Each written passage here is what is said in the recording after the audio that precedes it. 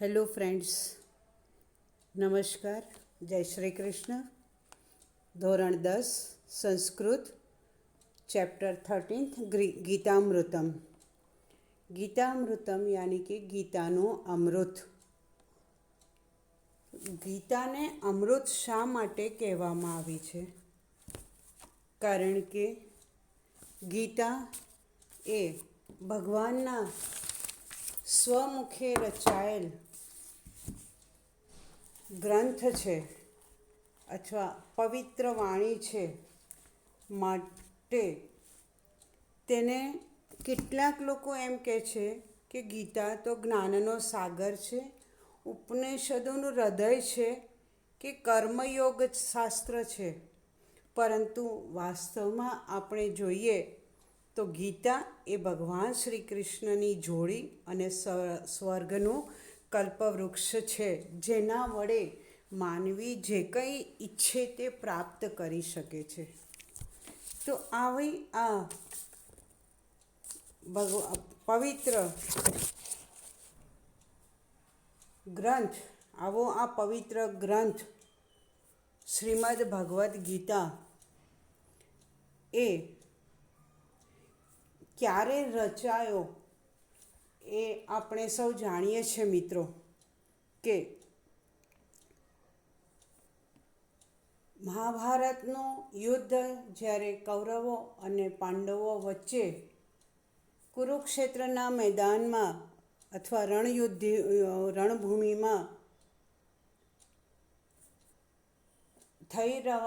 થવા જઈ રહ્યું હતું, ત્યારે બંને પક્ષે એક બાજુ કૌરવો છે, એક બાજુ પાંડવો છે. તો ભગવાન શ્રી કૃષ્ણ જેઓ અર્જુનના સારથી છે, એ યુદ્ધ શરૂ કરવાની આજ્ઞા આપે છે. ત્યારે અર્જુન કૌરવો પક્ષે નજર ફેરવે છે અને ભગવાનને કહે છે કે આ રણ મેદાનની વચ્ચે રથને લઈ લો.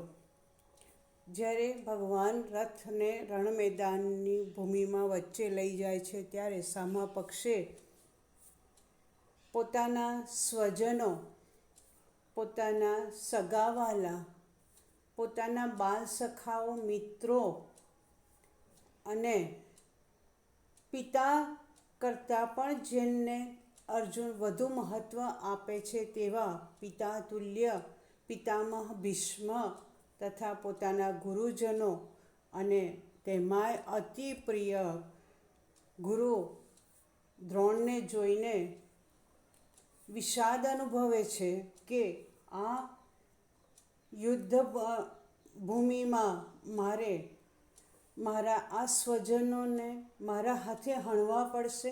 ત્યારે તે ભગવાનને યુદ્ધ કરવા માટે, લડાઈ માટે ના કહી દે છે કે મારે મારા પૂજ્ય ગુરુજનો અને સ્વજનોનાથી લોહીથી ખડાયેલો આ રાજ્ય વૈભવ જોઈતો નથી.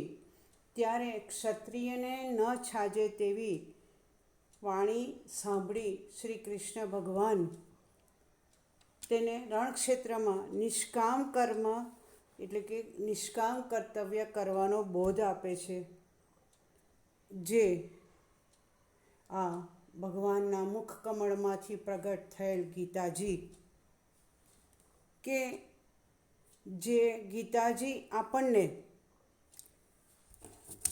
જીવનને ઉચિત પથ પર લઈ જવાનું જ્ઞાન આપે છે. આપણા જીવનમાં આવતી દરેક મુશ્કેલીઓનો હલ આપણને ગીતાજીમાંથી મળે છે. અને ગીતામૃત આપણા જીવનમાં એવી ચેતના પ્રગટાવે છે જે મૃત્યુની ભીતિને એટલે કે ડરને દૂર કરે છે. એવી આ શ્રી કૃષ્ણ ભગવાનના સ્વમુખે ગાયેલ પવિત્ર વાણી શ્રીમદ ભગવદ્ ગીતાના જે 18 પર્વ છે, એના 6ઠ્ઠા પર્વ ભીષ્મ પર્વમાંથી 25મા અધ્યાયથી લઈને 42મા અધ્યાય પર્યંત યાની કે 18 અધ્યાયોમાં 700 શ્લોકોમાં રચાયેલ આ પવિત્ર વાણીનો ટૂંક સાર એ જીવ અને બ્રહ્મનું ઐક્ય છે. અને ભગવાને એમાં અર્જુનને કર્તવ્ય અને અકર્તવ્યનો ઉપદેશ આપ્યો છે કે તારું કર્તવ્ય છે યુદ્ધભૂમિમાં યુદ્ધ કરવાનું, તો તારે તારું કર્તવ્ય નિભાવવાનું છે. અને આ જે ઉપદેશ જે છે એ ફક્ત આપણા ભારતમાં નહીં પરંતુ સમગ્ર વિશ્વમાં આ ભગવદ્ ગીતાના ઉપદેશ તરીકે પ્રસિદ્ધ થયેલો આ ગ્રંથ સ્વતંત્ર ગ્રંથ તરીકે ઓળખાય છે કે નહીં, મહાભારતના એક અંશ તરીકે નથી ઓળખાતો. બરાબર? એટલે કે ભગવાન કહે છે ફળની પરવા કર્યા વિના મનુષ્યે પોતાના કર્તવ્યમાં લાગેલા જ રહેવું જોઈએ, જેથી સર્વત્ર સુખાકારી પ્રસરી જાય છે. એમ આ ગીતાનો મુખ્ય ઉપદેશ છે. તો આ 18 અધ્યાયો અને 700 શ્લોકોમાંથી પ્રસ્તુત પદ્યપાઠમાં આપણને એના 7 પુષ્પો ચૂંટીને મૂકવામાં આવે છે. શ્લોક રૂપે પુષ્પો ચૂંટીને મૂકવામાં આવ્યા છે.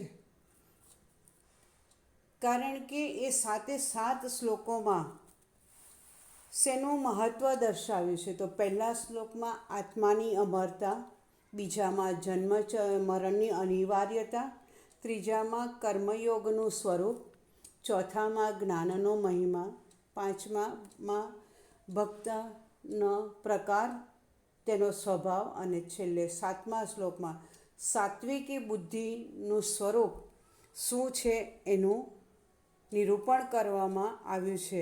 અને આ શ્લોકો દ્વારા મનુષ્યના વ્યક્તિત્વનો વિકાસ કરવામાં ખૂબ અગત્યની ભૂમિકા ભજવે છે. કારણ કે આ ગીતાજીમાં નાના માણસની સામાન્યમાં સામાન્ય પરેશાની હોય તો એનો પણ હલ મળી રહે છે. અને મોટી સામાજિક કે રાષ્ટ્રીય આપત્તિઓ આવે તો એમાંથી પણ એનો રસ્તો માર્ગ કેવી રીતે કાઢવો એનું માર્ગદર્શન આમાંથી મળી રહે છે.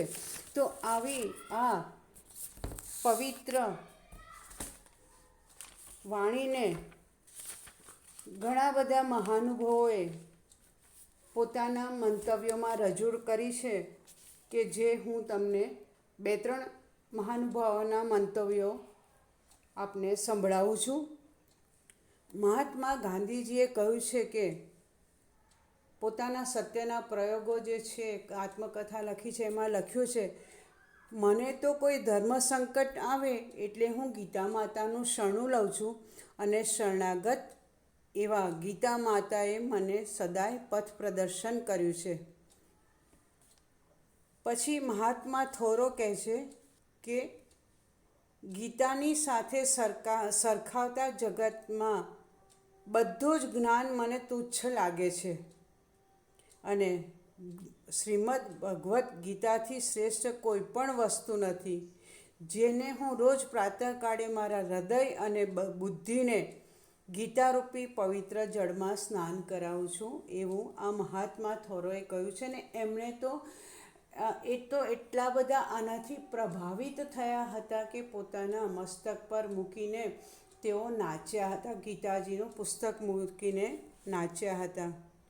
ત્યાર પછી શ્રી શંકરાચાર્યજીએ કહ્યું છે કે દુઃખ માત્રની નિવૃત્તિ માટે અને પરમ સુખની પ્રાપ્તિ માટે ગાન તો ગીતાનું જ ગાવા યોગ્ય છે.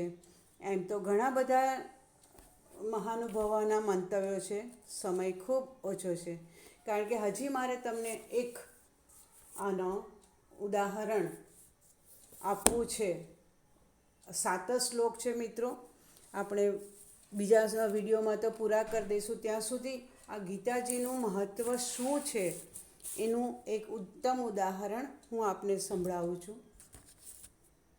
શિકાગોમાં, અમેરિકાના શિકાગોમાં જ્યારે ધર્મ પરિષદ ભરાઈ હતી, સાલ તો મને યાદ નથી, પણ ત્યારે આપણા ધર્મ ગુરુ તરીકેનું રિપ્રેઝન્ટેશન યાની કે પ્રતિનિધિત્વ શ્રી સ્વામી વિવેકાનંદે સંભાળ્યું હતું અને ત્યાં ધર્મ પરિષદમાં તેઓ ઉપસ્થિત હતા. એમનો કિસ્સો તો તમે જાણતા જ હશો કે જ્યારે બધા મહાનુભાવોએ પોતાના વક્તવ્યમાં, સંબોધનમાં gentlemen and ladies and gentlemen, dear sirs and madams, ત્યારે જ્યારે પોતાનું મંતવ્ય રજૂ કરવાનું થયું ત્યારે સ્વામી વિવેકાનંદે પોતાના સંબોધનમાં my dear brothers and sister જે સંબોધન કર્યું તેનાથી ત્યાં ઉપસ્થિત બધા ધર્મગુરુઓ, ધર્મના પ્રતિનિધિઓ હતા, એમણે ખૂબ સંબોધન જ સાંભળીને એમને ખૂબ તાળીઓથી વધાવી લીધા હતા અને તેમનાથી પ્રભાવિત થયા હતા. પરંતુ આ બધા દેશો ત્યારે પણ ભારતને બહુ પીછડેલો ગણતા હતા. અવિકસિત દેશ, ભારતમાં તો આમ ને તેમ, એટલે બહુ એટલી નામના મેળવેલી નહોતી. જ્યારે ધર્મ પરિષદ પૂરી થઈ ત્યારે બધા મહાનુભાવો એક હોલમાં ભેગા થયા હતા. ત્યાં પુસ્તકો બધા જ ધર્મના, બધા જ રાષ્ટ્રના ત્યાં પુસ્તકોનો ઢગલો હતો. તો એ જે ઢગલો હતો ને, જે પાઇલ એકબીજાની ઉપર થપ્પી કરેલી, એમાં સૌથી નીચે આપણું ગીતાજીનું પુસ્તક હતું. ત્યારે એમની ખીલ્લી, મેં આગળ કીધું ને એમ કે ભારતને તો બહુ ગણતા જ નહોતા લોકો. બહારના પશ્ચિમના દેશના લોકો આપણા ભારતને કોઈ આમ કેવી રીતે દેખતા હતા, જાણે કશું ભારતમાં તો કંઈ છે જ નહીં.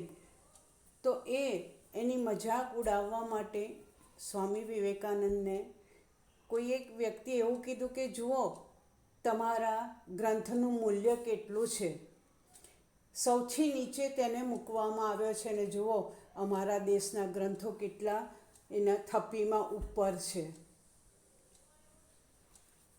ત્યારે એ સ્વામી વિવેકાનંદે જે જવાબ આપ્યો ને મિત્રો, એ જ આ ગીતાજીનું મહત્ત્વ વિશ્વમાં કેટલું છે એ દર્શાવે છે. એમને જે વ્યક્તિએ, જે મહાનુભાવે એમને ટોન્ટ માર્યો હતો, એમને તેઓ પોતાની કેવી પ્રખર વાણીમાં કહે છે કે મારા ધર્મ ગ્રંથમાં એટલી તાકાત છે કે બધા જ ધર્મના ગ્રંથોને તે પોતાના પર ઉપાડી શકે છે. એટલો પ્રભાવશાળી ને એટલો તાકાતવર છે મારો આ ગ્રંથ કે જે બધા ગ્રંથોને પોતે ઉપાડી શકે છે. એમના આ જવાબથી ત્યાં ઉપસ્થિત બધા જ મહાનુભાવોના મોઢા સિવાઈ ગયા. મિત્રો, એટલો આપણો આ અદ્ભુત, અપ્રતિમ આપણો આ ગ્રંથ, એના માટે સ્વામી વિવેકાનંદજીએ પણ કહ્યું છે, શ્રીમદ ભગવદ્ ગીતા એ ઉપનિષદરૂપી બગીચાઓમાંથી વીણી કાઢેલા પુષ્પોથી આધ્યાત્મિક સત્યોરૂપી ગૂંથેલી સુંદર છડી યાની કે કલગી છે. કલગી એ માથાની શોભા હોય છે, એમ આપણા દેશની શોભા આ ગીતા મૃતમ એટલે કે ભગવાનની અપ્રતિમ અદ્ભુત પવિત્ર વાણી રૂપી ગ્રંથ ગીતામૃતમના શ્લોકો મિત્રો જે 7 પુષ્પો છે એને આપણે સમજીએ. તો આવો મિત્રો આપણે હવે શ્લોક પર જઈએ, પદ્ય પર જઈએ. અહીંયા તમને ચિત્ર દેખાઈ રહ્યું છે મિત્રો. અર્જુનના ચહેરા પર કેટલો વિષાદ છે અને જ્યારે તે યુદ્ધ કરવાની ના પાડે છે, જુઓ કૃષ્ણ ભગવાન કેટલા એમ એને લલકારીને કહે છે કે તારે તારું કર્તવ્ય કરવાનું છે. કર્મણ્યેવાધિકારસ્તે મા ફલેષુ કદાચન. અહીંયા તારે નિષ્કામ કર્મ કરવાનું છે એ બોધ અહીંયા આપતા શ્રી કૃષ્ણ ભગવાન તેના સારથી તરીકે આપણે જોઈ શકીએ છીએ, નિહાળી શકીએ છીએ. આવો મિત્રો આપણે પહેલા શ્લોક પર જઈએ. ન જાયતે મ્રિયતે વા કદાચિત ન અયમ ભૂત્વા ભવિતા વા ન ભૂયઃ અજો નિત્યઃ શાશ્વતો અયમ પુરાણો ન હન્યતે હન્યમાને શરીરે. અયમ કદાચિત ન જાયતે. અયમ એટલે અધ્યાહાર છે. અયમ અહીંયા કોને સમજવાનું છે? આત્મા. કારણ કે આમાં ગીતામાં મુખ્ય વિષય અથવા ગીતાનો ટૂંક સાર જો કહીએ તો જીવ અને બ્રહ્મનું ઐક્ય છે. તો એ જ સમજાવતા અહીંયા શ્રી કૃષ્ણ ભગવાન અર્જુનને કહે છે કે અયમ આત્મા એટલે કે આ આત્મા કદાચિત યાની કે કદી પણ ન જાયતે. જાય એટલે કે જન્મવું. ન જાયતે જન્મતો નથી. મ્રિયતે ન વા એટલે કે મરતો પણ. મ્રિય એટલે કે મરવું, મૃત્યુ પામવું. મરતો પણ નથી. તો કે છે ભૂત્વા ભવિતા વા ન ભૂયઃ. ભૂત્વા એટલે કે થઈને, ભવિતા વા ન ભૂયઃ ફરી થવાનો નથી. ત્યાર પછી આગળ કે છે અયમ શાશ્વત પુરાણમ. અયમ એટલે કોણ? તો આ આત્મા કેવો છે? શાશ્વત એટલે કાયમ, હંમેશા રહેનારો, સનાતન છે કે જેને કદી જેનો નાશ નથી થતો, જેને કદી મૃત્યુ નથી આવતો. તો આ આત્મા કેવો છે? સનાતન છે. સાથે સાથે કેવો છે એ પણ આગળ કહે છે કે પુરાણ એટલે કે પુરાણો, અનાદિકાળ સુધી ટકવાનો છે, કદી એનો અંત જ નથી આવવાનો. અજહ એટલે કે અજન્મા, જન્મ ન લેનારો. એટલે આ આત્મા સનાતન, પુરાણો, અજન્મા અને નિત્ય. નિત્ય એટલે સદા રહેનારો છે. તો આ આત્મા સદાયને માટે રહેનારો છે. તો કેવી રીતે રહે છે? આત્મા તો આપણા શરીરમાં છે. તો આગળ કહે છે કે હન્યમાને શરીરે ન હન્યતે. હન્યમાને શરીરે. હન્યમાન એટલે કે હણાતા. શરીર હણાતા અથવા શરીર હણાઈ જતા અથવા શરીર નાશ પામતા ન હન્યતે યાની કે હણાતો નથી. એટલે કે આત્મા અમર છે. એટલે અહીંયા આત્માની અમરતા પ્રસ્તુત શ્લોકમાં શ્રી ભગવાને સમજાવી છે કે ભાષાંતર જોઈએ. આ આત્મા કદી પણ જન્મતો નથી કે મરતો નથી. આ એટલે કોણ? તો અધ્યાહાર છે મિત્રો, આત્મા. આ આત્મા થઈને ફરી થવાનો પણ નથી. આત્મા તો આત્મા જ રહેવાનો છે. કેવો છે? તો આ આત્મા સનાતન, પુરાણો, અજન્મા અને સદા રહેનારો છે. વ્યક્તિનું અથવા કોઈ પ્રાણી પશુનું જ્યારે મૃત્યુ થાય છે ત્યારે દેહ હણાઈ જતાં આ હણાતો નથી. શરીર મૃત્યુ પામે છે, આત્મા દેહ મૃત્યુ પામતો નથી. આત્મા તો અજર અમર છે. તે પુનઃ બીજા શરીરમાં પ્રવેશ કરી અને બીજા શરીરને ધારણ કરશે. જો મિત્રો બધા જ જો અમર થઈ જાય તો પછી આટલા વર્ષોથી પૃથ્વી પર જે બધા અમર થઈને રહ્યા હોત, પ્રાણીઓ, પક્ષીઓ, જીવજંતુઓ, મનુષ્યો, સજીવ સૃષ્ટિ બધી જ, તો આ પૃથ્વી પર ક્યાંય ચાલવાની પણ જગ્યા ન હોત. એટલે જે જન્મ્યો છે નામ તેનો નાશ માટે મિત્રો આ આત્મા તો શરીર હણાવવા છતાં પણ આત્મા હણાતો નથી. એનું આત્મા તો બીજા દેહમાં પ્રવેશ કરે છે. અહીંયા આત્માની અમરતા પર સમજાવતા ભગવાન શ્રી કૃષ્ણ એને કહે છે કે તું વિષાદ ન કરીશ. અહીંયા સામે ઊભેલા જે બધા છે એ તું નહીં મારે તો કોઈ બીજો વ્યક્તિ એને મારશે, કારણ કે નામ તેનો નાશ, જો જન્મ્યા છે એનું મૃત્યુ તો નિશ્ચિત છે. શરીર હણાશે, આત્મા હણાતો નથી. માટે તું વિષાદ ન કરીશ, તું તારું કર્તવ્ય કર. તારું કર્તવ્ય જે છે એમાં તું પાછો ન પણ. ક્ષત્રિયનું કર્તવ્ય છે યુદ્ધ કરવું, યુદ્ધ કરવા તૈયાર થા. બીજો શ્લોક મિત્રો, જાતસ્ય હિ ધ્રુવો મૃત્યુ ધ્રુવમ જન્મ મૃતસ્ય ચ તસ્માત પરિહાર્ય અર્થે ન તમ શોચિતુમ અર્હસી. એટલે જાતસ્ય હિ મૃત્યુ, જાતસ્ય એટલે કે જન્મ જેમણે લીધો છે તે, જે પૃથ્વી પર અવતાર જેમણે ધારણ કર્યો છે તે, જે ઉત્પન્ન થયા છે પૃથ્વી પર, તેવા જન્મેલાનું અથવા ઉત્પન્ન થયેલાનું શું છે? ધ્રુવ એટલે ચોક્કસ નિશ્ચિતપણે, મૃત્યુ એટલે કે મૃત્યુ. જન્મેલાનું ખરેખર મરણ નિશ્ચિત જ છે. અને મૃતસ્ય જ જન્મ ધ્રુવમ, જે મૃત્યુ પામેલો છે એનું જન્મ પણ નિશ્ચિત છે. આગળ મેં કહ્યું ને મિત્રો કે આત્મા બીજે, અહીંયા શરીર મૃત્યુ પામે છે પણ આત્મા તો બીજે જન્મ ધારણ કરી જ લે છે. એટલે જન્મેલાનું ખરેખર મરણ નિશ્ચિત છે અને મૃત્યુ પામેલાનો જન્મ પણ નિશ્ચિત છે. માટે તસ્માત અપરિહાર્ય એટલે ટાળી ન શકાય તેવી પરિસ્થિતિ, અર્થે એટલે પરિસ્થિતિ અથવા બાબતમાં. તો અહીંયા કહે છે કે તેથી ભગવાન કહે છે ટાળી ન શકાય તેવી બાબતમાં ત્વમ શોચિતુમ ન અર્હસી. શોચિતુમ એટલે કે શોક, ન અર્હસી એટલે ન કરવો જોઈએ. એટલે કહે છે કે તેથી ટાળી ન શકાય તેવી બાબતમાં તારે શોક ન કરવો જોઈએ.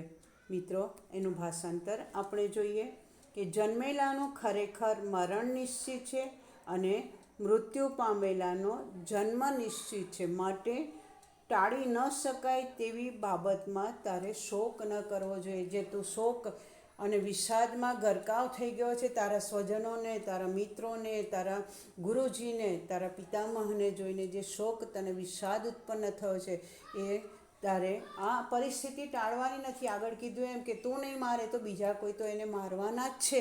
એટલે આ મૃત્યુને ટાળી નથી શકાતું, તો એ બાબતમાં શોક કરવો જોઈએ નહીં. મિત્રો, આપણે આ શ્લોક મોઢે કરવાનો છે. આપણા પાછળ પદ્ય પૂરું થાય પછી જે સ્વાધ્યાય છે એમાં સ્વાધ્યાયમાં દરેક જે પદ્ય છે ત્યાં બધે જ આપેલું છે કે તમારે કયા કયા શ્લોક મોઢે કરવા અને કયા શ્લોક અર્થ વિસ્તારમાં પૂછાશે. તો એ શ્લોક તમારે મોઢે કરવાના. પરીક્ષામાં એ શ્લોક પૂર્તિમાં પૂછાય છે અને જે અર્થ વિસ્તારમાં આપ્યા છે એ અર્થ વિસ્તારમાં પણ પૂછી શકે છે કોઈ પણ એક શ્લોક. એટલે તમે આ શ્લોક આપણે મોઢે કરવા માટે આને મોઢે કરજો અને આ બંને શ્લોકના શબ્દાર્થ અને ભાષાંતર લખી દેજો મિત્રો. અને આપણે આગળના 5 શ્લોકો નેક્સ્ટ વિડીયોમાં જઈશું. Till then we are signing of. See you in the next video. Stay home, stay safe, stay healthy. Bye. See you મિત્રો.